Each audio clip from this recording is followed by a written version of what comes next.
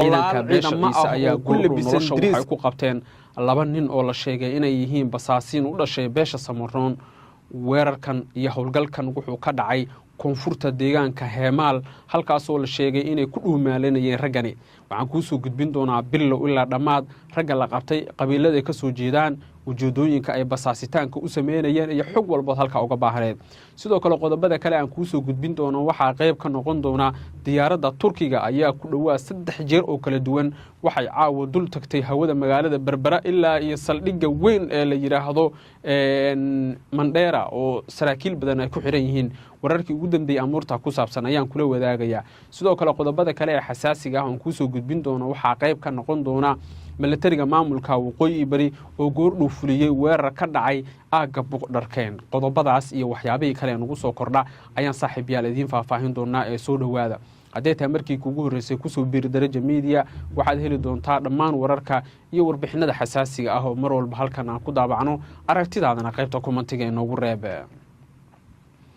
aan ku bilaabo qodobkeena ugu horeeya ee ciidanka beesha ciise ayaa goordhow howlgal qorsheysan oo ay ka fuliyeen koonfurta tuulada Heemaal. waxay ku soo qabteen 2 nin oo dhalinyaro ah oo la sheegay inay ahaayeen basaasiin rabay inay basaasaan saldhigyada ciidanka maamulka Ciisaha. raggan tuhun weyn ayaa soo galay ku dhawaad 4 jeer oo kala duwan ayaa la sheegay in ay isku dayeen in ay basaasaan saldhigyada, laakiin 2 kamida waxaa la sheegay in gacanta lagu dhigay xilli ay rabeen in howlgalku si fiican ugu dhaco.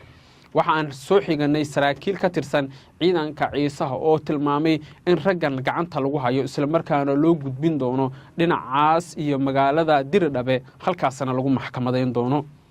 telefoonadii ay wateen ayaa waxaa laga helay sawirro iyo muuqaalo muujinaya inay sawireen oo ay muuqaalana ka duubeen saldhigyadii ay markaasi tageen, taasi oo dabcan ku tusinaysa in si weyn loo basaasay saldhigyadaasi. sawirro waxay ka qaadeen goobo markaasi ay ku sugnaayeen ciidanka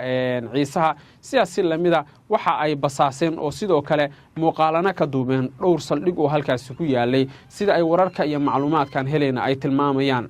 xubnaha saraakiisha ah qaarkood waxa ay goordhow ii sheegeen in baaritaanadu ay weli socdaan isla markaana sidoo kale gacanta lagu soo dhigi doono rag kale oo lagu tuhmayo in ay ficiladan ku lug leeyihiin, kuwaas oo la sheegay in intooda badan ay ahaayeen rag markaasi intooda badan ku lug leh ficilada aan soo carabaabay. raggan waxaa la sheegay haddii waxa lagu soo oogay ay xaqiiqo noqdaan in maxkamad lala tiigsan doono kadibna sharciga la horgeyn doono iyagoo oo garbaha iyo madaxa ka xiranna loo waday dhinacaas iyo City. waa howlgal inaba aan caadi ahayn oo si farsamaysan u dhacay. hore waxaan idinkugu sheegay nimankan la yiraahdo Ciisuhu sida aad moodaysaan ma ahan ragga dagaalyahana ah, rag sirdoon ah, rag xuraansiga ku dheereeya, rag feejigan, rag waxay u dagaalamayaan yaqaana. waayo rag la yiraahdo Ciisuhu sideedaba qofku markuu dagaal galayo dagaalku raba ha noqday mabdi'iyan dagaalkaas wuxuu u galay horta inuu yaqaana. ciyaalkan Samaroonka ah ee iska yaacaya ee dadka guryahooda gubayo kala maaha raggan Ciisaha la yiraahdo. dhawaan ugaas Mustafa wuxuu ku canaantay ciidankiisa in aysan taaban karin guri ay degan yihiin dad rayida, in aysan u dhowaan karin guryaha dadka shacabka ah, in aysan fiirin karin guryaha dadka rayidka ah. hadda raggan la qabtay si qurux badan baa loola dhaqmay. telefoonadii marka laga qaaday oo la arkay sawirro iyo muuqaalo ay xerooyinka ka duubeen kadib ayaa la sheegay in 2 gaari la saaray, indhaha laga xiray. ilaan raggan waa eedeysanayaal ah oo waliba eeday qayb kamida lagu helay kadibna la geeyay iyagu aan hal xagtin lagu sameeynin ayaa la geenaya ayaa la yiri magaalada Diridhabe. haddana wadada ay ku sii jiraan. arinta kale ee xiisaha leh waxay tahay nimankan la yiraahdo Ciisuhu horta nimanku iyaga dhan wada sirdoon miyaa? nimankan Ciisaha iyaga dhan wada sirdoon miyaa? wargaarigii ka soo baxa Heemaal iyo gaarigii ka soo baxa Lowya Cadde iyo gaarigii ka soo baxa Durdur iyo gaarigii ka soo baxa Boorame iyo gaarigii ka soo baxa Ceelgaal, gaarigii ka soo baxa Saylac way la socdaan. ma dayax gacmeed baa dusha kala socda oo wixii halkaa marayaba ciisaha u gudbinaya maba rag basaasida iyo waxaan ku fiican bay meelaha ku leeyihiin ma dhanka sirdoonka raggan ka dhisan yihiin anigu waan ku jahwareeray anigu waan ku jahwareeray hadda nimankan la leeyahay waa la qabtay ayaan rabaa inaan wax yar idiin faahfaahiyo xogtooda nimankan la leeyahay waa la qabtay ee basaasinta ahaa marka hore waxaa la yidhi waxay ka yimaadeen dhinaca Boorama gaari dhayna ah bay soo raaceen waxay kaga degeen ceelgaal mid bay ka soo raaceen Seelac bay ku yimaadeen Seelac bay joogeen 7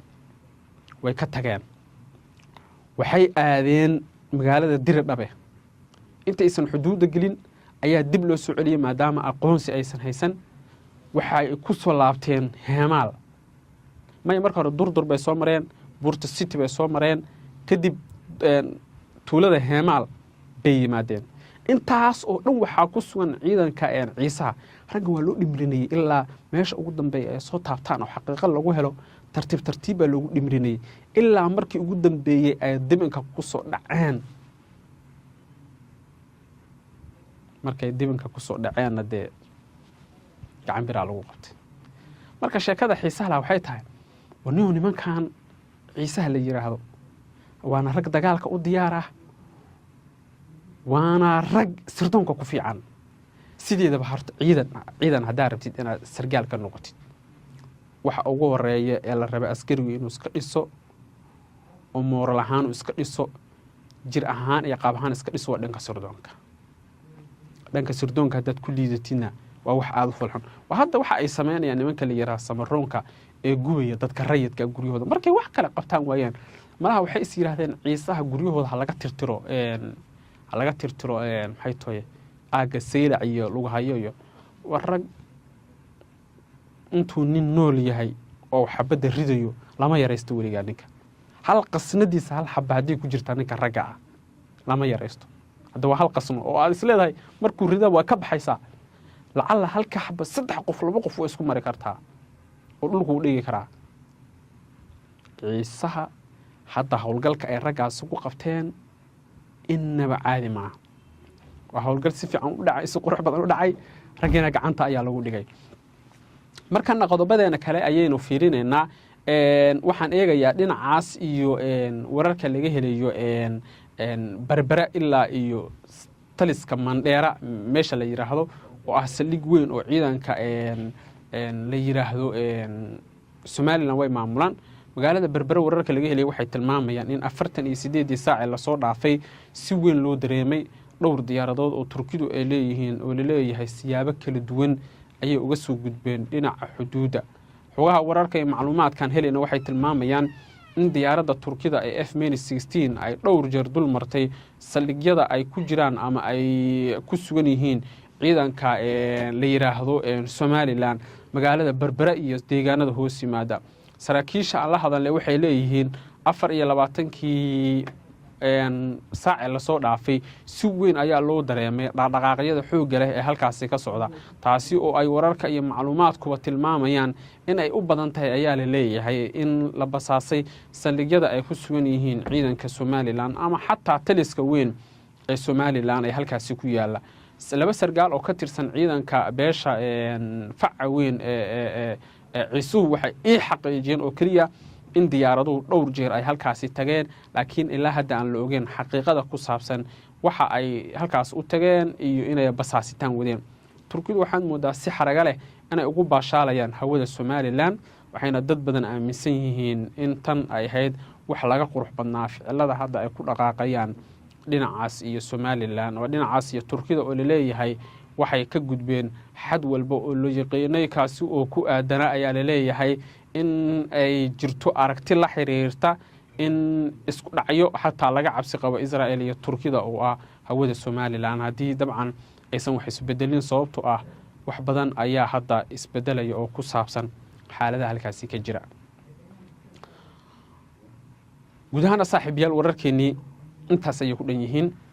haddii tahay markii kugu horeysay oo soo booqatay channelka Darajo waxaan ka codsanayaa inaad subscribe tirahdid muuqaalka aad daawanaysa like saartid aragtidaada qaybta commentiga inagu reebtid kana aragti dhiibatid ficilka ay ku dhaqaaqeen beesha Samaroon ee guryaha dadka rayidka ah lagu gubay ama sinta saaxiibayaal soo dhawaada